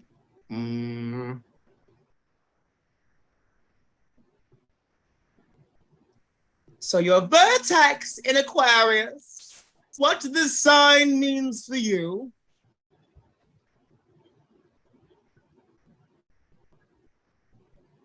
This placement indicates depression, anxiety, malice, and spite. Firstly, you must learn tolerance. Every person is different and they have their own value. Situations will force you to learn how to coordinate with different people in different situations. This is a hard lesson for you, but the lesson is to be detached and impersonal. Above all, any prejudices will come back to haunt you, so you must learn to be a good friend and to be part of a group. There is some difficulty with working with group energy, and that's because the vertex in Aquarius yearns for completion of yourself through the highest ideal of friendship. The vertex expects for you to deal with all kinds of people, even those you feel like you can't tolerate.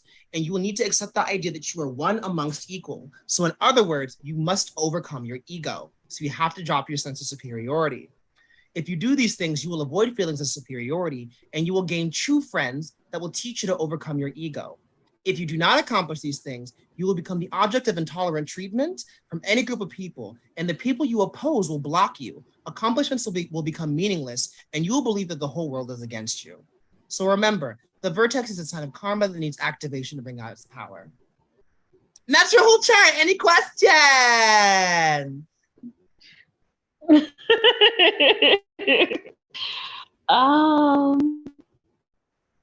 What did you say Lilith was in again? You said what? Sagittarius? Lilith? What did you say? Lilith is in Gemini. Gemini. Yeah, and it's in your 10th house, which is the house of the father. So imagine suppressing your Marilyn Monroe and Naomi Campbell energy because of your dad. You're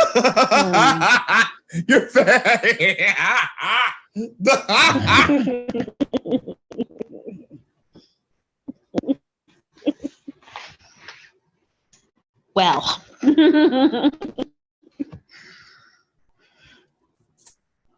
Or almost like Ozarinsky, I'm gonna need you to sit down, sir. This whole time you were worried about, I don't want to be conventionally attractive for a man, when the issue is that, what was the issue? Hold on, my brain had the word. It wasn't that you were, it's like you were choosing not to be confident out of spite for the men who had hurt you in your life. Mm. Whoa.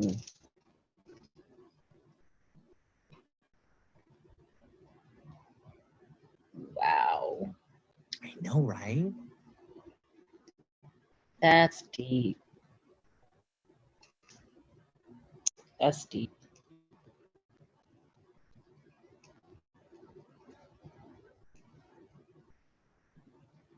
And this is why I get paid. Hmm.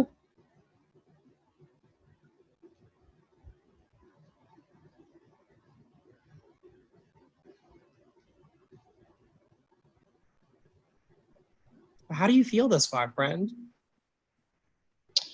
Um, this was money well spent for sure. I know, right? I know. This is why I love my and job. like this was so insightful. I mean, yeah, that guy that I was seeing that yeah, no, he wouldn't have done any of this at all. So much more insight into where I developed cosmically, and then on top of that, just clarity. I wasn't expecting the clarity part. The insight, yes, but not the clarity. So this has been very good. I'm glad you enjoyed yourself. But in the meantime, you also, if you have a spiral after this, that's actually normal. I found out when I first started reading people that after I read them, they have an existential crisis for some reason. And it's because we read about all this stuff and then they go out into the world and they start experiencing it and they're just like, oh my God. So it's like this whole clusterfuck of information, like it's like it's like your brain's like starting to compartmentalize. Oh, this is what we talked about. Oh, this is what we talked about. Like I had a girl last night. She's like, "Sadie, you were right." If you find stuff like that happening, that is normal. That's an after effect. It happens to a lot of people. Okay. All right. Okay. But if you think of any questions, just shoot me an email. Okay. I sure will. Thank you so much. Okay. You take care, friend.